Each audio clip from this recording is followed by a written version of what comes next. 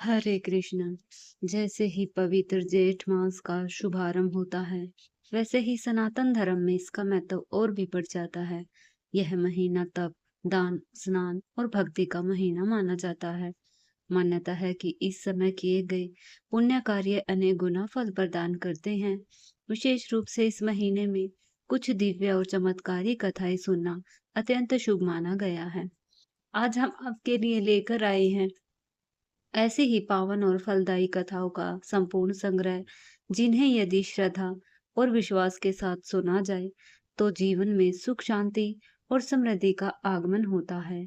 आप सभी से निवेदन है, इस कथा को अंत तक अवश्य सुने, बीच में ना छोड़े, क्योंकि हर एक कथा अपने आप में एक विशेष संदेश और आशीर्वाद लेकर आती है।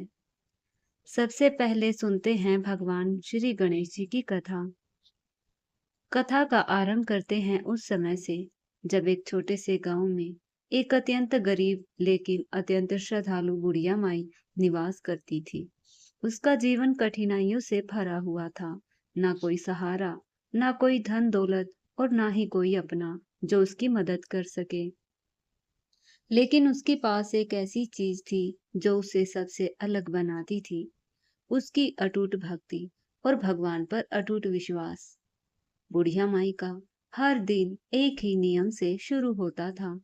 जैसे ही सूरज की पहली किरण धरती पर पड़ती, वह उठ जाती, घर के आंगन को साफ करती, फिर पास के तालाब या कुएं से थोड़ी सी मिट्टी लाती, उस मिट्टी को बड़े प्रेम से गूंथती और फिर अपने कांपते हुए हाथों से भगवान गणेश जी की मूर्ति बनाती। वह मूर्ति भले ही साधारण होती, लेकिन इसमें बुढ़िया का सारा प्रेम, श्रद्धा और समर्पण समाहित हो गया। जब मूर्ति तैयार हो जाती, तो वह उसे एक साफ स्थान पर रखती, फूल चढ़ाती, दीपक जलाती और पूरे मन से भगवान गणेश की आराधना करती। वह कहती, हे विघ्नहर्ता, मेरे जीवन के कष्ट दूर करो, मुझे अपने चरणों में स्थान दो। उसकी आवाज में इतनी सच्चाई होती कि जैसे वह सीधे भगवान तक पहुंच रही हो। लेकिन हर दिन एक ही दुखद घटना घटती। जैसे ही पूजा समाप्त होती, थोड़ी देर बाद वह मिट्टी की मूर्ति धीरे धीरे गलने लगती, कभी पानी की नमी से, कभी हवा की वजह से और कभी समय के साथ। यह देखकर बुढ़िया का मन टूट जाता, उसकी आंखों से आंसू निकल आते, लेकिन वह हार नहीं मानती। अगले दिन फिर वही प्रक्रिया दोहराती। एक दिन उसने सोचा, अगर मेरे पास पत्थर के भगवान जी होते, तो वे कभी नहीं गलते, मेरी पूजा स्थायी हो जाती। यह विचार उसके मन में गहराई से बैठ गया। उसी समय उसके घर के सामने एक बहुत बड़े सेठ का भव्य मकान बन रहा था। वहां कई कारीगर दिन रात मेहनत कर रहे थे। बुढ़िया माई ने हिम्मत जुटाई और धीरे धीरे चलते हुए वहां पहुंची। वह एक कारीगर के पास पहुंची और बड़े विनम्र स्वर में बोली, बेटा, क्या तुम मेरे लिए एक छोटा सा पत्थर का गणेश जी बना सकते हो? मेरी बहुत बड़ी कृपा होगी। कारीगर ने उसे ऊपर से नीचे तक देखा और थोड़े हंसते हुए बोला, माई, तुम्हारे लिए गणेश जी बनाऊं? जितनी देर में मैं तेरे लिए मूर्ति बनाऊंगा, उतनी देर में तो सेठ की दीवार तैयार हो जाएगी। मुझे फालतू का समय नहीं है। उसका यह उत्तर बुढ़िया के दिल में तीर की तरह लगा।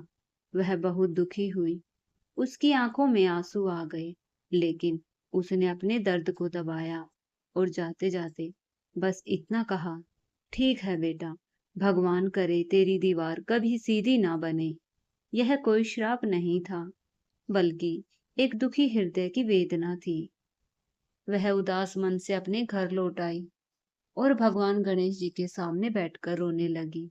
हे प्रभु, क्या मेरी भक्ति इतनी कमजोर है कि कोई मेरी मदद भी नहीं करता? उधर कारीगर ने काम करना शुरू किया। वह दीवार बनाने लगा। जैसे ही वह दीवार खड़ी करता, थोड़ी देर बाद टेढ़ी हो जाती। उसने दोबारा कोशिश की, फिर वही हुआ। तीसरी बार, चौथी बार, हर बार दीवार टेढ़ी ही रह जाती थी। धीरे धीरे शाम हो गई, लेकिन दीवार सीधी नहीं बनी। कारीगर परेशान हो गया। जब शाम को सेठ वहां आया और उसने देखा कि पूरा काम पूरा दिन काम होने के बावजूद दीवार तैयार नहीं हुई, तो वह गुस्से में बोला, यह क्या हो रहा है? तुमने आज कोई काम नहीं किया? तब कारीगर ने पूरी घटना बताई, बुढ़िया माई की बात और उसका जवाब। सेठ थोड़ा समझदार था। उसने तुरंत समझ लिया कि वह कोई साधारण बात नहीं है। वह तुरंत बुढ़िया माई के पास पहुंचा, हाथ जोड़कर बोला, माई, अगर तुम हमारी दीवार सीधी कर दो तो मैं तुम्हें सोने के गणेश जी बनवा कर दूंगा। बुढ़िया माई ने सुना तो उसकी आंखों में आशा की किरण जागी। उसने मन ही मन भगवान गणेश का स्मरण किया और बोली, हे गणपति बप्पा, यदि मेरी भक्ति सच्ची है तो इस सेठ की दीवार सीधी कर दो। जैसे ही उसने कहा, उसी क्षण चमत्कार हुआ। वह टेढ़ी दीवार अपने आप सीधी हो गई। कारीगर और सेठ यह सब देखकर स्तब्ध रह गए। उन्हें समझ आ गया कि यह बुढ़िया की भक्ति का प्रभाव है। सेठ ने तुरंत अपना वचन निभाया और बुढ़िया माई के लिए सुंदर सोने के गणेश जी बनवाए। जब बुढ़िया माई ने पहली बार सोने के गणेश जी को अपने हाथों में लिया, तो उसकी आंखों से खुशी के आंसू बहने लगे। उसने उन्हें अपनी पूजा स्थान पर स्थापित किया और कहा, हे गणेश जी, आपने मेरी सच्ची भक्ति को स्वीकार किया। जैसे आपने इस सेठ की टेढ़ी दीवार सीधी की, वैसे ही मेरे जीवन के सभी कष्ट भी दूर करना। उस दिन के बाद बुढ़िया माई का जीवन बदल गया। उसके घर में सुख शांति आने लगी। लोग उसका सम्मान करने लगे। सबसे बड़ी बात, उसकी भक्ति और भी गहरी हो गई। अगली कथा सुनाएंगे सत्य भगवान की कथा। एक प्राचीन नगर में एक वृद्धा दादी रहती थी, जो अत्यंत धार्मिक, सरल और संतोषी स्वभाव की थी। उसके जीवन का एक ही नियम था, स्वच्छ वस्त्र धारण कर, एक लोटा जल, कुछ पुष्प और अटूट श्रद्धा के साथ सत्य भगवान की कथा सुनना और सुनाना। वह मानती थी कि संसार में यदि कोई सबसे बड़ा सत्य है, तो वह ईश्वर का नाम और भक्ति है। उसकी एक छोटी सी पोती थी, जो मासूम थी, लेकिन अत्यंत जिज्ञासु भी। एक दिन उसने दादी से पूछा, दादी, आप रोज क्या करती हैं? दादी मुस्कुराई और बोली, बेटी, मैं सत्य भगवान की कथा सुनती हूँ। यह कथा जीवन को बदल देती है। पोती ने आग्रह किया, दादी, मुझे भी अपने साथ बैठाकर यह कथा सुनाया करो। दादी ने उसे अपने पास बैठाया, उसके सिर पर हाथ फेरा और कहा, ठीक है बेटी, लेकिन इसे केवल कहानी समझकर नहीं, श्रद्धा से सुनना। अब रोज दादी और पोती साथ बैठती। दादी एक लोटे में जल भरती, उसमें पुष्प डालती, दीपक जलाती और फिर कथा आरंभ करती। पोती बीच बीच में, हाँ दादी, फिर क्या हुआ, जैसे हुंकारे भरती, जिससे कथा का आनंद और बढ़ जाता। कथा समाप्त होने के बाद दादी उसी जल से सूर्य देव को अर्घ्य देती। समय बीतता गया, पोती बड़ी हुई। एक दिन उसका विवाह निश्चित हो गया। विदाई का समय आया, तो दादी के पास देने के लिए कोई धन संपत्ति नहीं थी। उसने एक लोटा जल और कुछ पुष्प पोती को देते हुए कहा, बेटी, मेरे पास देने को कुछ नहीं है, लेकिन यह नियम मत छोड़ना, जहां भी रहो रोज सत्य भगवान की कथा सुनना। पोती भावुक होकर ससुराल के लिए विदा हो गई। रास्ते में उसके मन में चिंता आने लगी। सब लोग पूछेंगे कि पीहर से क्या लाई हो, मैं क्या उत्तर दूंगी? उसकी आंखों में आंसू आ गए। तभी उसने मन ही मन सत्य भगवान को पुकारा, हे प्रभु, मेरी लाज रख लीजिए। रास्ते में ही सुबह हो गई। उसने डोली रुकवाई, नदी में स्नान किया, पुष्प तोड़े, लोटा जल भरा और श्रद्धा से कथा सुनने बैठ गई। जैसे ही कथा समाप्त हुई, एक चमत्कार हुआ। उसके साधारण वस्त्र दिव्य रेशमी साड़ी में बदल गए। गहनों से उसका शरीर अलंकृत हो गया और डोली में धन संपत्ति के बक्से भर गए। जब वह ससुराल पहुंची तो सब चकित रह गए। ससुर ने सोचा बहू तो बड़े घर की लगती है, लेकिन सच्चाई यह थी, ससुराल बहुत गरीब था। उस दिन घर में खाने के लिए मुश्किल से व्यवस्था हुई थी। सास ने पड़ोस से उधार लेकर थोड़ा सा भोजन बनाया था। यह देखकर बहू को बहुत दुख हुआ। रात को उसने फिर सत्य भगवान से प्रार्थना की, हे प्रभु, यहाँ तो खाने को भी नहीं है, कृपा करिए। उस रात उसे स्वप्न में दर्शन हुए और आवाज आई, बेटी, कल कथा सुनकर उसी जल से रसोई बनाना, सब ठीक हो जाएगा। अगली सुबह बहू ने वैसा ही किया। कथा सुनकर वह रसोई में गई और जैसे ही उसने भोजन बनाना शुरू किया, अपने आप 36 प्रकार के व्यंजन तैयार हो गए। घर में अन्न धन के भंडार भर गए। सास ससुर ने देखा तो वे आश्चर्यचकित रह गए। सास ने पूछा, बहू, यह चमत्कार कैसे हुआ? बहू ने विनम्रता से उत्तर दिया, माँ, यह सब सत्य भगवान की कृपा है। धीरे धीरे पूरे परिवार ने इस नियम को अपना लिया। रोज कथा सुनने लगे और घर में सुख समृद्धि बढ़ती गई। फिर बहू ने कहा, माँ, अब इस प्रसाद को दूसरों में भी बांटिए। सास जब प्रसाद पड़ोस में बांटने गई तो सब लोग आश्चर्य से पूछने लगे, कल तक तो तुम उधार मांग रही थी, आज इतना धन कैसे आ गया? सास ने गर्व से कहा, यह सब मेरी बहू और सत्य भगवान की कृपा है। अब सुनते हैं पीपल सींचने की 3 बहुओं की कथा। एक समय की बात है, छोटे से गांव में 3 भाई रहते थे। तीनों का परिवार एक ही आंगन में बसता था, लेकिन उसके स्वभाव और जीवन के तरीके एक दूसरे से बिल्कुल अलग थे। 2 बड़े भाई चालाक, स्वार्थी और थोड़े कठोर स्वभाव के थे, जबकि सबसे छोटा भाई सरल, सीधा और ईश्वर भक्त था। घर का सारा काम, खेती बाड़ी और मेहनत का बोझ उसी छोटे भाई के कंधों पर था। लेकिन जब फसल आती तो दोनों बड़े भाई बराबर हिस्सा ले लेते। छोटा भाई कभी विरोध नहीं करता, क्योंकि उसका स्वभाव ही संतोषी और सहनशील था। इसी प्रकार घर की तीनों बहुओं का स्वभाव भी अलग अलग था। दोनों बड़ी बहुएं आलसी और थोड़ी स्वार्थी थी। वे घर का कोई काम नहीं करती थी और सारा बोझ छोटी बहू पर डाल देती थी। छोटी बहू दिन रात बिना शिकायत के काम करती, खाना बनाना, सफाई करना, पशुओं की देखभाल करना, और फिर भी चेहरे पर संतोष और शांति बनी रहती। वह अत्यंत धार्मिक थी और हर दिन पूजा पाठ, भजन और कथा में लीन रहती। एक दिन दोपहर के समय तेज गर्मी पड़ रही थी। एक वृद्धा उसके घर आई। उसके चेहरे पर थकान और भूख साफ दिखाई दे रही थी। उसने सबसे पहले बड़ी बहू से कहा, बेटी, मुझे बहुत भूख लगी है, कुछ खाने को दे दो। बड़ी बहू ने बिना दया दिखाए कहा, मैं तो खा चुकी हूँ, मेरे पास कुछ नहीं है, तुम दूसरी से मांग लो। वृद्धा दूसरी के पास गई तो उसने भी वही उत्तर दिया, मेरे पास भी कुछ नहीं है, छोटी से मांग लो। अब वृद्धा छोटी बहू के पास पहुंची। छोटी बहू ने जैसे ही उसकी हालत देखी, तुरंत उसे बैठाया, अपने हाथों से पानी पिलाया और अपना भोजन उसके सामने रख दिया। उसने प्रेम से कहा, माँ जी, मैंने अभी खाना नहीं खाया है, आप पहले खा लीजिए। वृद्धा ने तृप्त होकर भोजन किया और छोटी बहू की सेवा से अत्यंत प्रसन्न हुई।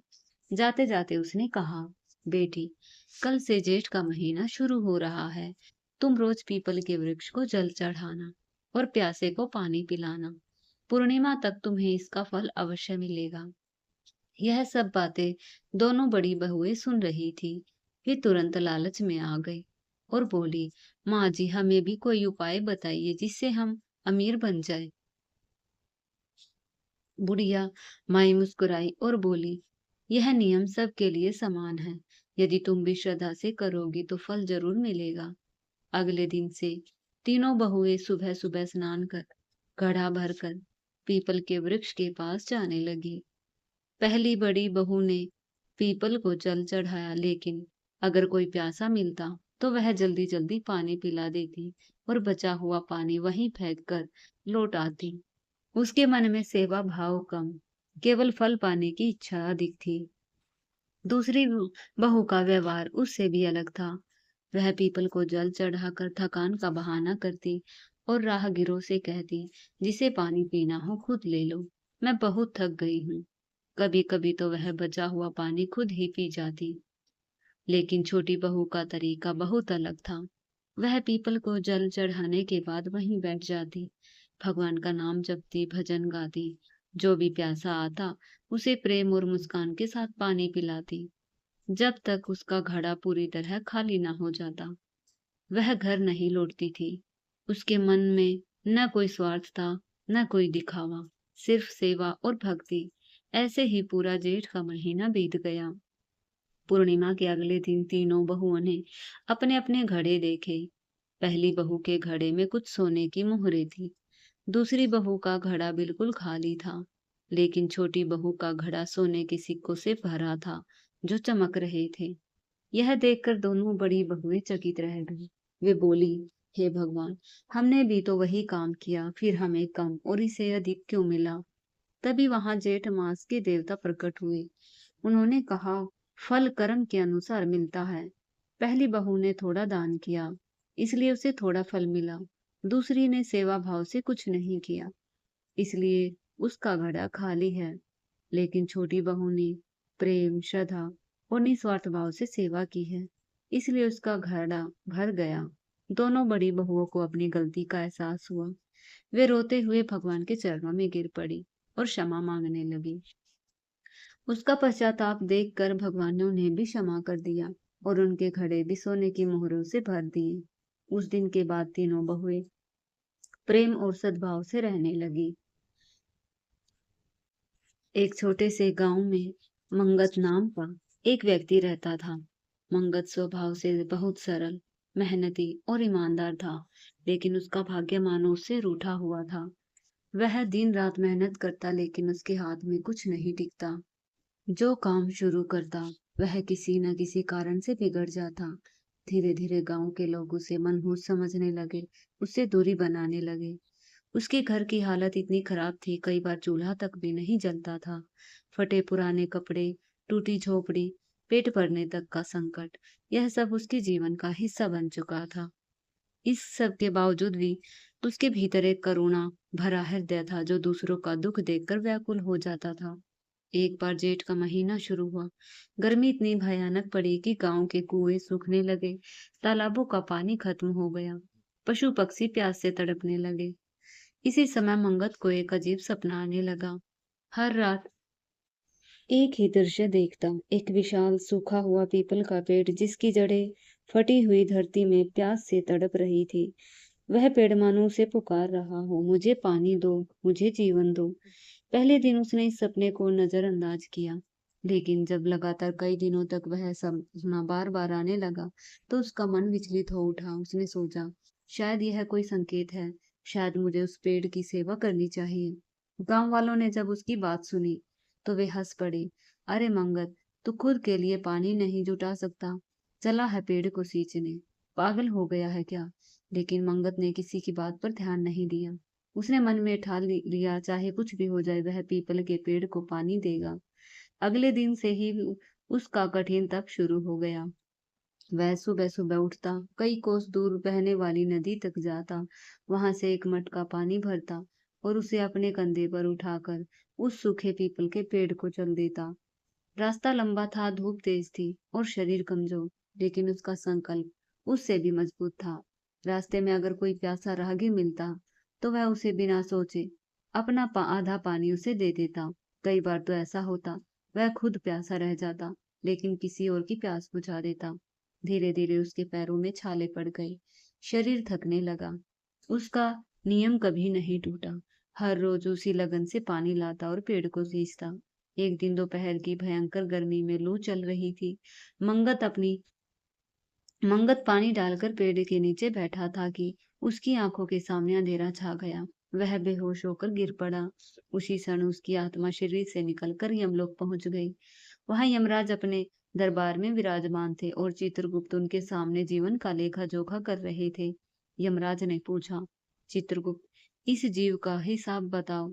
चित्रगुप्त ने अपनी पोथी खोली और गंभीर स्वर में बोले, महाराज, इस जीव के पिछले कई जन्मों के पाप बहुत भारी है, लेकिन एक इसने एक जन्म में प्यासे को पानी देने से मना किया था और एक छायादार वृक्ष को काट दिया था। उसी का फल इस जन्म में भोग रहा है, दरिद्रता, अपमान और कष्ट। यमराज बोले, तो इसे नरक की सजा दी जाए। जैसे ही यह निर्णय होने वाला था, अचानक वहां एक दिव्य प्रकाश फैल गया। वातावरण सुगंधित हो उठा। चित्रगुप्त की पोथी के पन्ने अपने आप पलटने लगे। चित्रगुप्त आश्चर्य से बोले, महाराज, यह क्या चमत्कार है। पिछले 1 महीने से इसने जो बल जलदान किया है, निस्वार्थ भाव से उस पीपल के पेड़ को सींचा है, उसने इसके सैकड़ों जन्मों के पापों को नष्ट कर दिया। उनकी हर बूंद अब अमृत बन गई। यमराज मुस्कुराए और बोले, हे मंगत, तेरी निस्वार्थ सेवा से तेरी नियति बदल दी है। तेरा समय भी समाप्त नहीं हुआ। जा, वापस अपने शरीर में लौट जा और अपना जीवन पूर्ण कर। अचानक मंगत की आंखें खुली और हाँफते हुए उठा। इधर उधर देखने लगा। उसे लगा जैसे एक नया जीवन लौटा है। उसके शरीर में एक नई ऊर्जा थी। जब उसने उस पीपल के पेड़ की ओर देखा तो वह चौंक गया। जो पेड़ कल तक सूखा था, वह हरा भरा हो चुका था। उसकी शाखाओं पर हरे हरे पत्ते लहलहा रहे थे। उनसे ओस की बूंदें टपक रही थी। वह स्थान अब एक सुंदर शीतल कुंज बन चुका था। मंगत की आंखों में आंसू बह निकले। उसने भगवान को धन्यवाद दिया और गांव की ओर लौट पड़ा। धीरे धीरे उसके जीवन में चमत्कार होने लगे। उसकी झोपड़ी में सुख आने लगा। उसकी जमीन पर फसल लहलहाने लगी। मंगत ने उस स्थान पर एक प्याऊ बनवाया जहां हर आने जाने वाले को पानी मिलता। उसने धर्मशाला बनवाई और अपना जीवन सेवा में लगा दिया। इनसे बोलिए, श्री लक्ष्मी नारायण भगवान की जय। प्रिय भक्तों, यह थी ज्येष्ठ मास में सुनी जाने वाली नीति नियम की कहानियाँ। अगर आपको ये कथाएं अच्छी लगी हो तो वीडियो को लाइक जरूर करें। कमेंट में जय श्री लक्ष्मी नारायण अवश्य लिखें। धन्यवाद।